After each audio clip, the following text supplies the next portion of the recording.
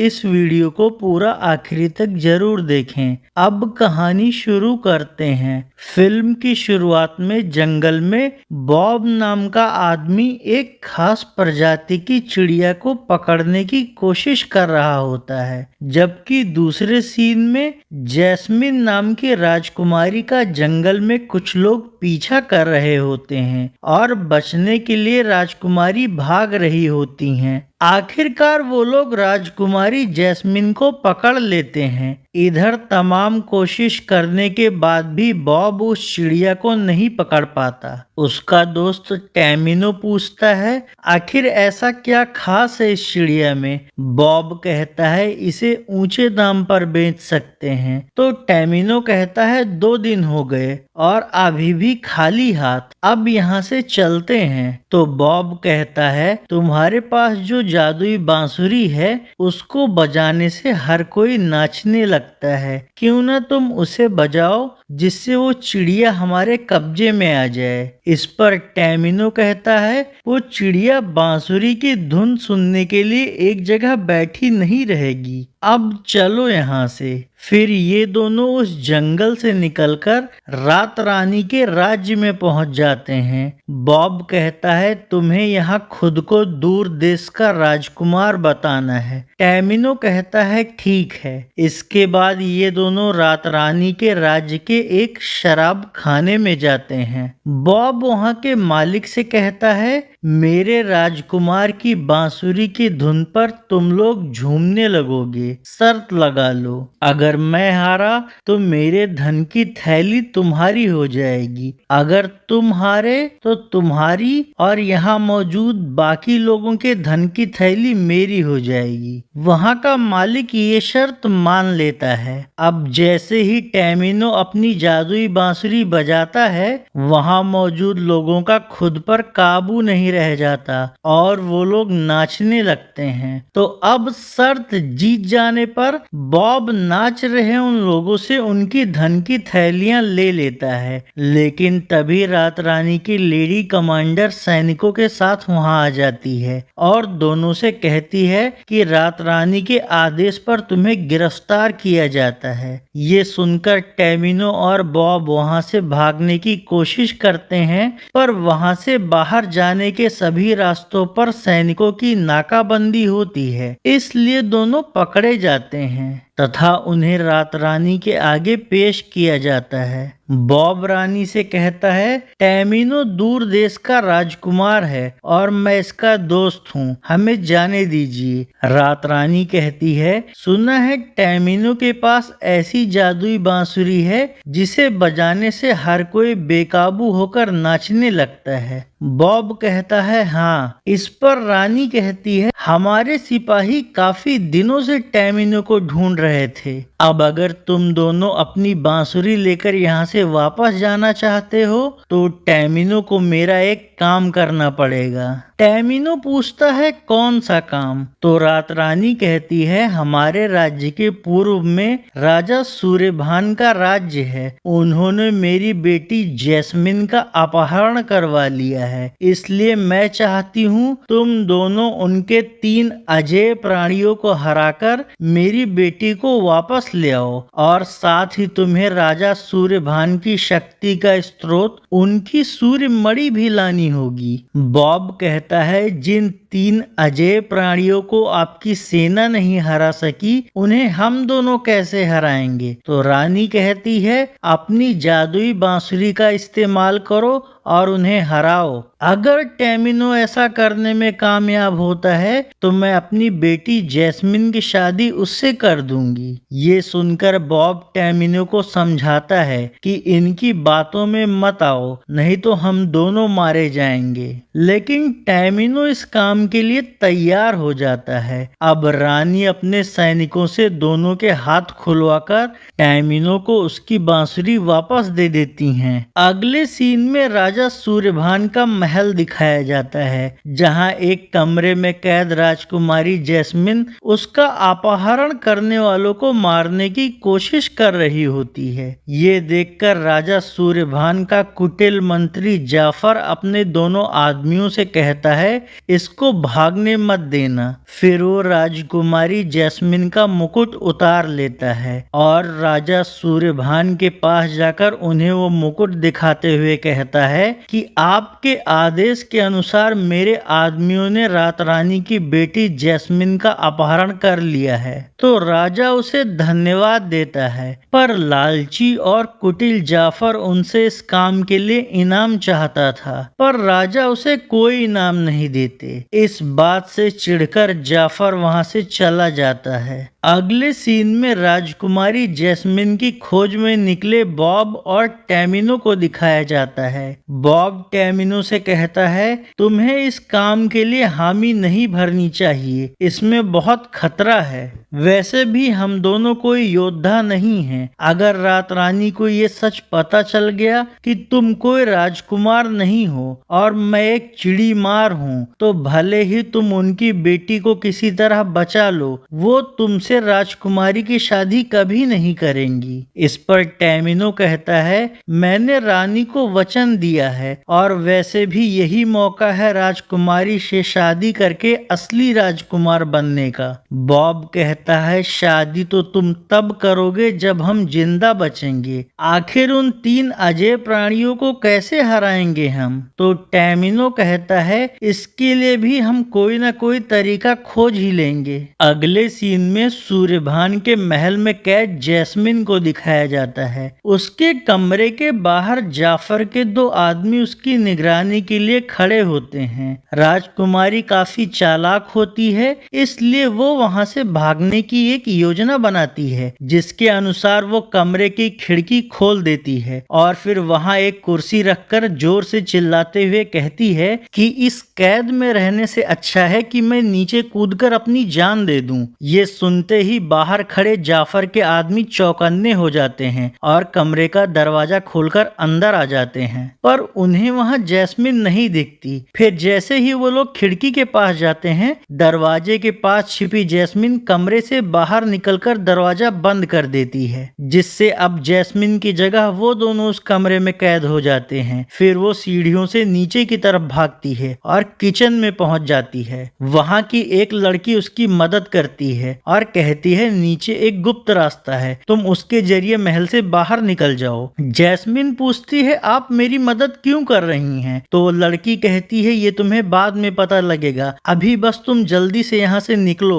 तो अब जैस्मिन उस गुप्त रास्ते से नीचे जाती है और एक छोटी दीवार को पार करके महल से बाहर निकल जाती है। ये बात जब राजा सूर्यभान को पता चलती है तो जाफर और उसके आदमियों पर बहुत नाराज होता है तथा जाफर से कहता है, कैसे भी करके राजकुमारी जैस्मिन को ढूंढकर यहाँ लाओ। दूसरी तरफ जैस्मिन को छुड़ाने निकले टैमिनो और बॉब रात हो जाने की वजह से जंगल में एक जगह रुकते हैं और अलाव जलाकर वहीं बैठ जाते हैं। इस दौरान बॉब पूछता है, तुम्हें ये जादुई बांसुरी कैसे मिली थी? टैमिनो कहता है, मेरे पिता एक किसान थे, खेत की जुताई करते वक्त उन्हें मिट्टी में दबी हुई मिली, पर उन्हें नहीं पता था कि ये बांसुरी जादुई है। मैं ये बांसुरी लेकर अक्सर खेलने जाया करता था, पर एक बार गांव में आग लग गई, जिससे मेरा घर और परिवार सब कुछ जल गया। बाहर होने की वजह से सिर्फ मैं ही जिंदा बच पाया। फिर जब मैंने इसे बजाना सीखा तो मुझे पता चला कि ये बांसुरी जादुई है। फिर बातें करते करते ही दोनों उस अलाव के पास ही सो जाते हैं। अगली सुबह ये दोनों फिर से जंगल के रास्तों पर आगे बढ़ते हैं, पर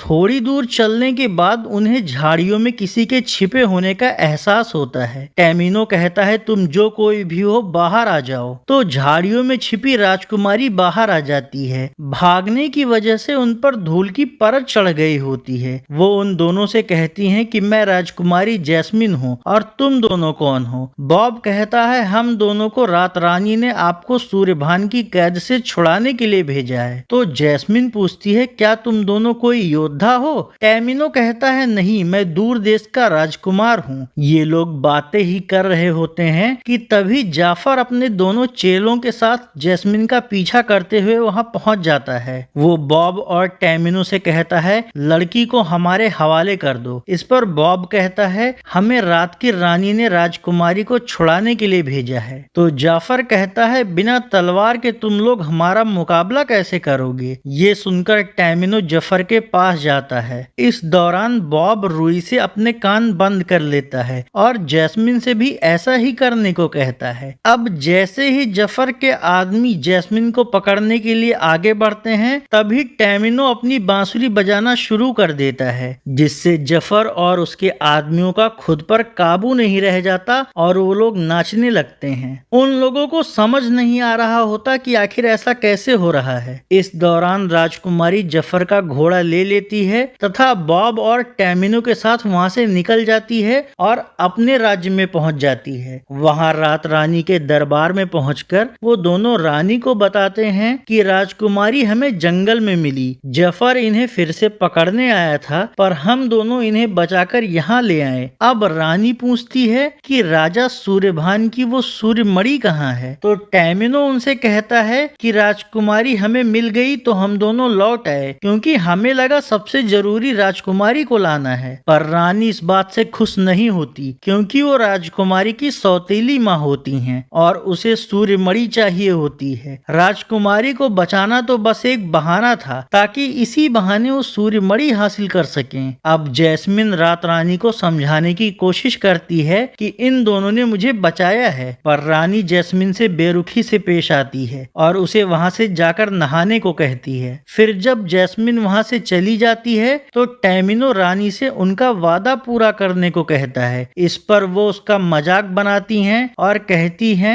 कि क्या तुम्हें सच में लगता है कि मैं तुम जैसे लफंगे से राजकुमारी की शादी कर दूंगी? वैसे भी मुझे पता है कि तुम कोई राजकुमार नहीं हो। इस बात से नाराज होकर टैमिनो जैसे ही अपनी बांसुरी निकालता है, रानी अपनी काले मणि की शक्ति से उसे डराने की कोशिश करती है। फिर रानी के कहने पर उनकी सेविका टैमिनो की बांसुरी छीन लेती है और सैनिक उन दोनों को बंदी बना लेते हैं। अगले सीन में राजा सूर्यभान का महल दिखाया जाता है, जहां जैस्मिन को न पकड़ पाने की वजह से राजा जाफर पर भड़का हुआ होता है और उससे कहता है महल की सुरक्षा कड़ी करवा दो, क्योंकि मैं रात रानी के इरादे जानता हूँ। वो हमारे राज्य पर हमला करने की तैयारी कर रही होगी और अब तो उसके पास वो जादुई बांसुरी वाला लड़का भी है। अगले सीन में रात रानी को दिखाया जाता है, जो अपने राज्य के अधिकारियों के साथ सूर्यभान के राज्य पर आक्रमण करने की योजना बना रही होती है। रानी की महिला सलाहकार उनसे पूछती है आखिर हम सूर्यभान के 3 अजेय प्राणियों को कैसे हराएंगे? तो रानी बताती है इसके लिए हम टैमिनो को मजबूर करके उससे उसकी जादुई बांसुरी बजवाएंगे। इसके बाद रानी जैस्मिन के पास जाती है और उससे कहती है मैं भले ही तुम्हारी सौतेली माँ हूँ, पर मुझे तुम्हारी फिक्र रहती है। इस पर जैस्मिन कहती है मुझसे झूठे अपनेपन का दिखावा मत कीजिए और मुझे ये बताइए कि आपने टैमिनो के साथ क्या किया? तो रानी कहती है वो कोई राजकुमार नहीं बल्कि एक आवारा नौजवान है। एक बार उसका इस्तेमाल करके मैं सूर्यभान के राज्य पर कब्जा कर लूं, फिर मैं दोनों राज्यों की रानी बन जाऊंगी। ये सब सुनकर जैस्मिन समझ जाती है